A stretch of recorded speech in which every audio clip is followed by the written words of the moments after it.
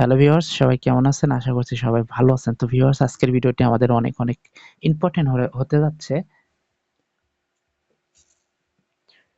তো আমরা যারা ফোন ইউজ করি, আমাদের অনেক পার্সোনাল পিকচার থেকে যায়। যে পিকচারগুলো অনেক সময় দেখা যায় এইচডি কার্ডে কপি করি, এইচডি কার্ডটা নষ্ট হয়ে যায়, আমাদের পিকচারগুলো থাকে না, বা আমরা ফোন মেমোরিতে রাখি। ফোনের অনেক ঝামেলার কারণে ফোনটা হার্ড রেস্ট মারতে হয়, যখন আমাদের কিছু ফাইল থাকে না, সব ডিলিট হয়ে যায়। তো ভিউয়ার্স, যাদের ল্যাপটপ আছে তাদের হয়তো থাকে, হ্যাঁ? তো আমি আজকে দেখাবো আপনার হাতের অ্যান্ড্রয়েড ফোনে এই জীবনে যত পিক তুলছেন, এই পিকগুলো যদিও কখনো ডিলিট করে থাকেন, তাহলে এই পিকচারগুলো কিভাবে পুনরায় দেখবেন বা স্ক্রিনশট নিয়ে নেবেন বা সেভ করবেন। ঠিক আছে? তো ভিউয়ার্স, আশা করি অবশ্যই আপনারা আমাদের আজকের ভিডিওর টাইটেল, থাম্বনেল এগুলো দেখে বুঝতে পারছেন। তো আর কথা না বাড়িয়ে চলুন শুরু করা যাক। তো ভিউয়ার্স, আপনারা যদি আপনাদের ডিলিট হওয়া ফটো দেখতে যান, তার জন্য আপনাদেরকে যেটা করতে হবে, প্রথমে একটা ব্রাউজার চয়েস করতে হবে। তো আমার যেটা বেস্ট, আমি ক্রোম ইউজ করি সবসময়। তো সরি, এই ট্যাব আমি কেটে দিব। আমি ক্রোম নিয়ে নিলাম, হ্যাঁ। নেওয়ার পর আমি এখানে টাইপ করব গুগল ফটো। আমি টাইপ করছিলাম, যার কারণে আমার এখানে আছে এই যে Google, GOOGLE, Google photo.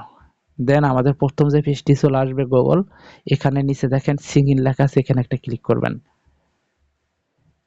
Wait করবেন, একটু সময় নেবে জাস্ট। তারপর আপনারা এই থ্রি ডট একটা ক্লিক করে দেবেন, উপরে দেখেন থ্রি ডট।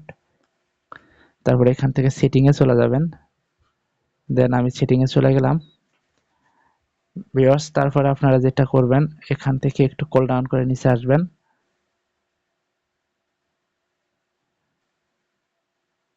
আমাদেরকে সাজেশন চয়েস করতে হবে, হ্যাঁ। এই যে দেখেন, প্রথমেই ছিল, সরি, 1 নাম্বার, 2 নাম্বার, 3 নাম্বারটা আমাদের সাজেশন, একটা ক্লিক করে দেবেন। ক্লিক করার পর এখানে একটু স্ক্রল ডাউন করে নিচে আসবেন। এখানে দেখেন আনসেভ ক্রিপ্টেশন, এই তো আনসেভ ক্রিপ্টেশন, এখানে একটা ক্লিক করবেন। এই ফটোগুলো কখনো আমাদের ছিল, ঠিক আছে? ছিল, এগুলো আমরা ডিলিট করছি, যার কারণে এগুলো চলে গেছে, হ্যাঁ। এখন এখান থেকে আমি প্রথমে দেখাবো আপনাদেরকে এটাই।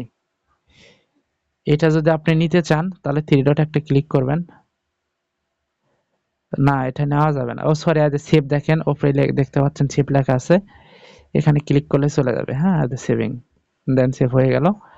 এখন বিষয়টা হলো, এই ফাইলগুলো যদি আমরা লাইফ টাইমের জন্য ডিলিট করতে চাই, তাহলে আমাদেরকে যেটা করতে হবে, এই যে থ্রি ডট একটা ক্লিক করতে হবে। করার পরে ডিলিট, এখানে একটা ক্লিক করলে এই ফাইলগুলো সব ডিলিট হয়ে যাবে। তো ভিউয়ার্স, আশা করি আপনারা আমাদের আজকের ভিডিওটি অবশ্যই ভালো লাগছে, অবশ্যই টপিকটা ভালো লাগছে, অবশ্যই বুঝতে পারছেন। তো না পারলে অবশ্যই কমেন্ট করবেন, এবং আমাদের ভিডিওটি ভালো লাগলে অবশ্যই সাবস্ক্রাইব করে আমাদের পাশে থাকবেন। তো আজকের মতো আমি বিদায় নিচ্ছি। সবাই ভালো থাকবেন, সুস্থ থাকবেন। আল্লাহ হাফেজ।